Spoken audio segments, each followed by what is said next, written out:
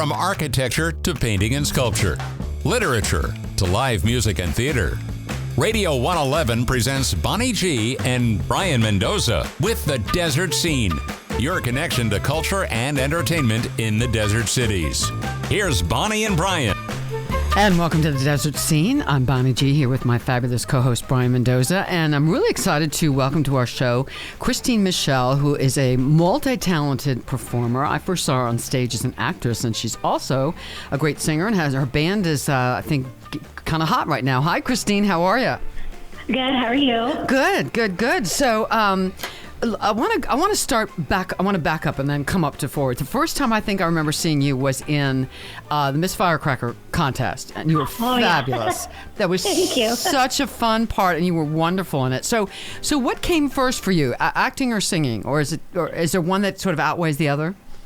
I think I started singing when I was like 6, in my parents' living room. My sister and I would perform, and my dad would call us out and be like, "The Amazing Potenza Girls," and I fell in love with it. And then I started acting at 12 at the McCown Theater, and I remember going to shows there in middle school and seeing all these musicals, and I looked at my mom and I said, I want to do that. And then I started doing it at 12 until I was about 17. Took like a 13-year break to raise a family, and then started theater again back in 2014.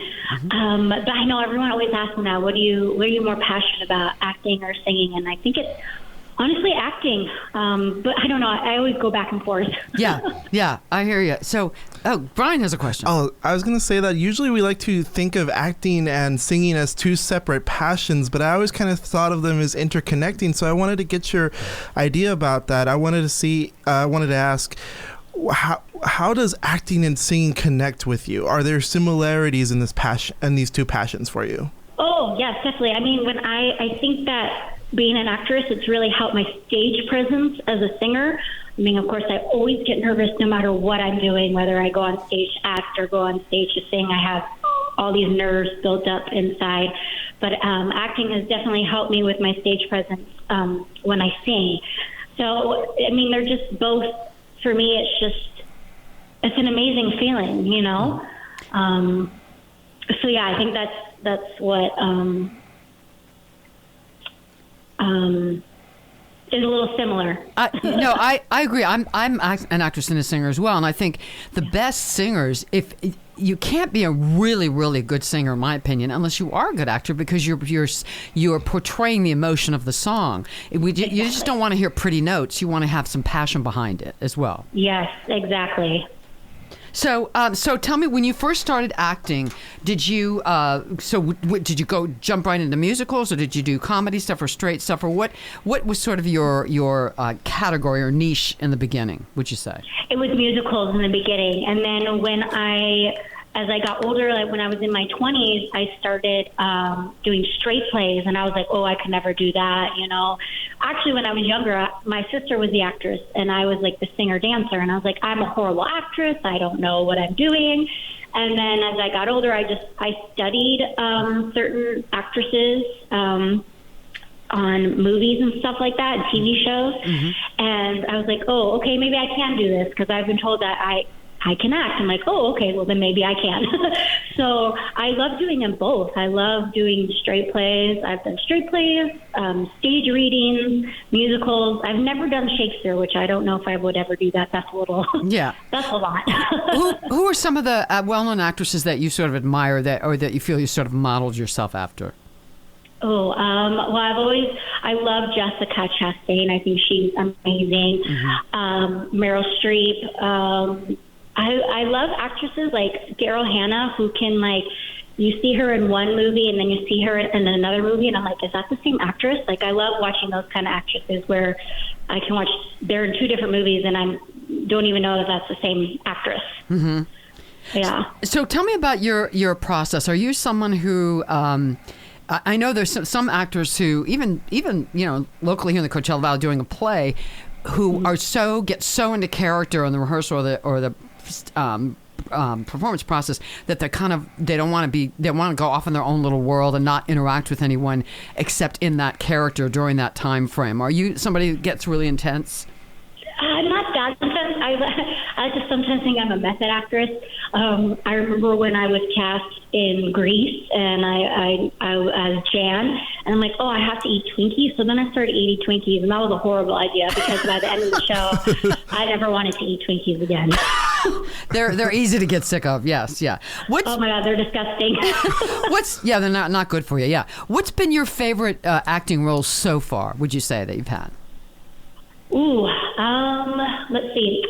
My favorite acting role would probably be, Jan and Grease, because Grease was like one of my dream musicals to be in, and that character was so much fun.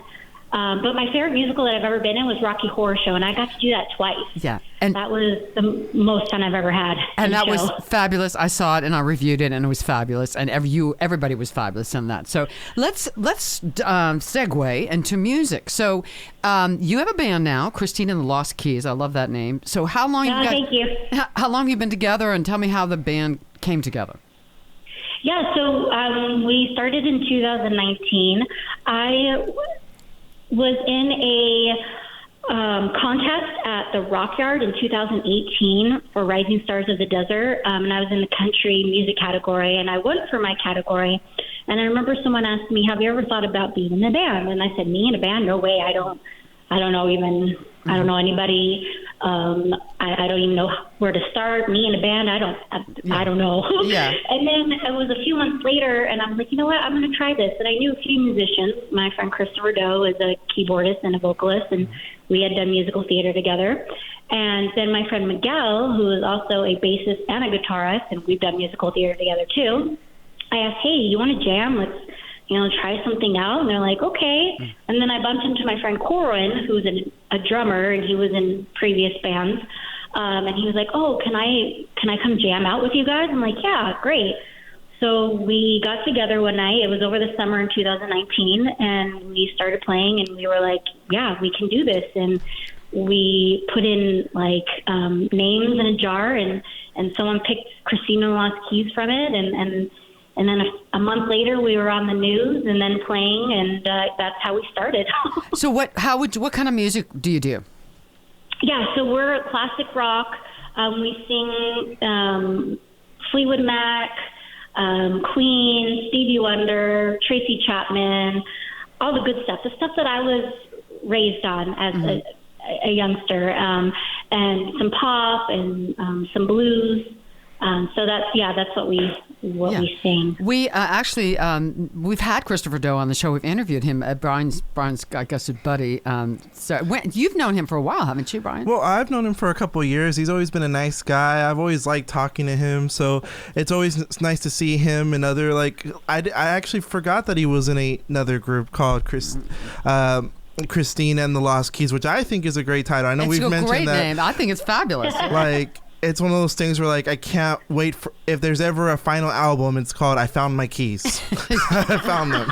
They were in the driveway the whole time.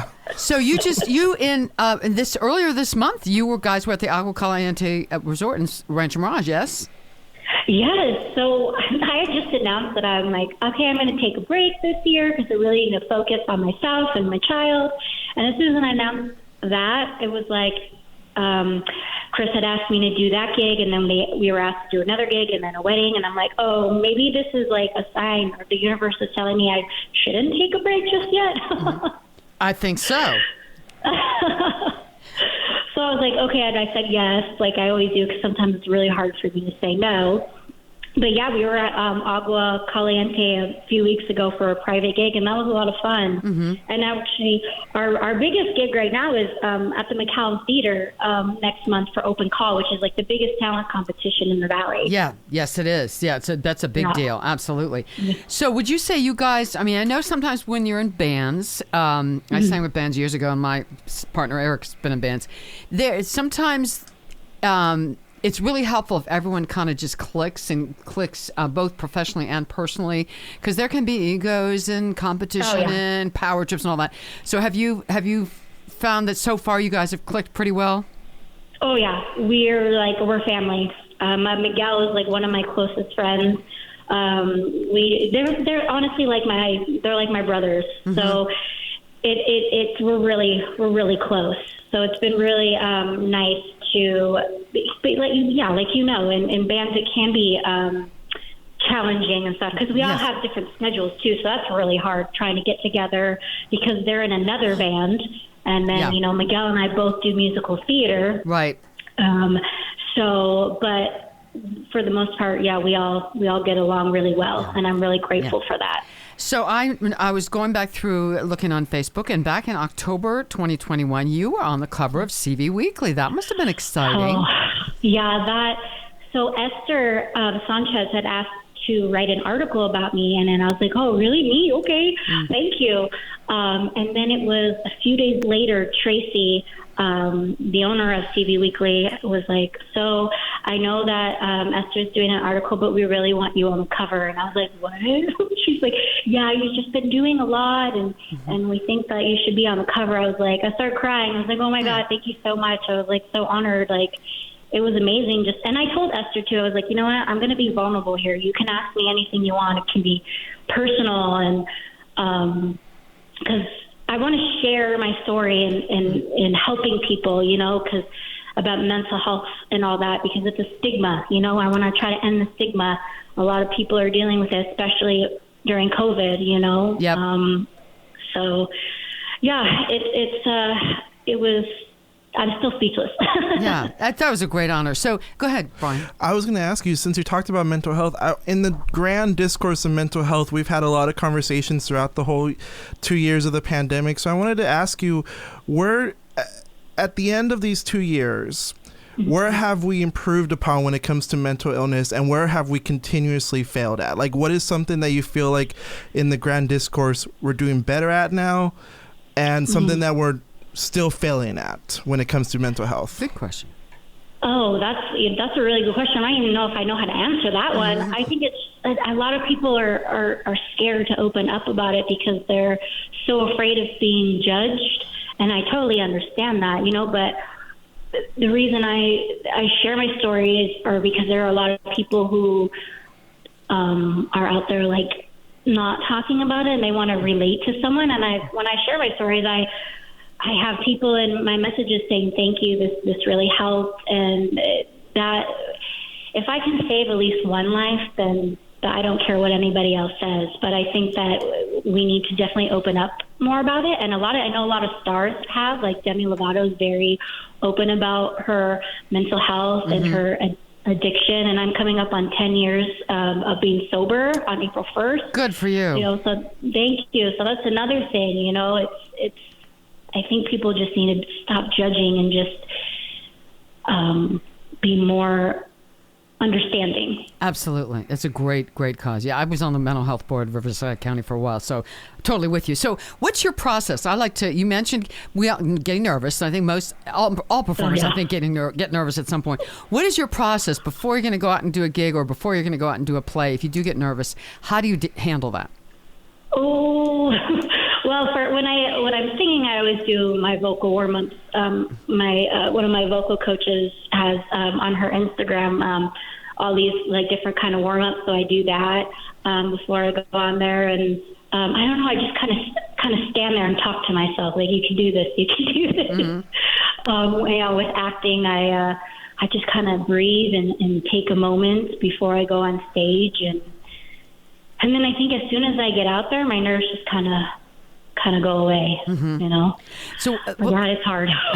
Last question for you. I would love to ask this of performers. When you get time off, I mean, you got a pretty busy schedule right now, but when you get the chance to go see another performer, either a singer or somebody on stage, what are you hoping to see? What makes you say, wow, that performance was great?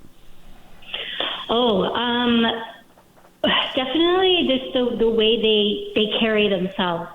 Especially like when you're on stage and you've messed up, it's never good to show that you've messed up, right?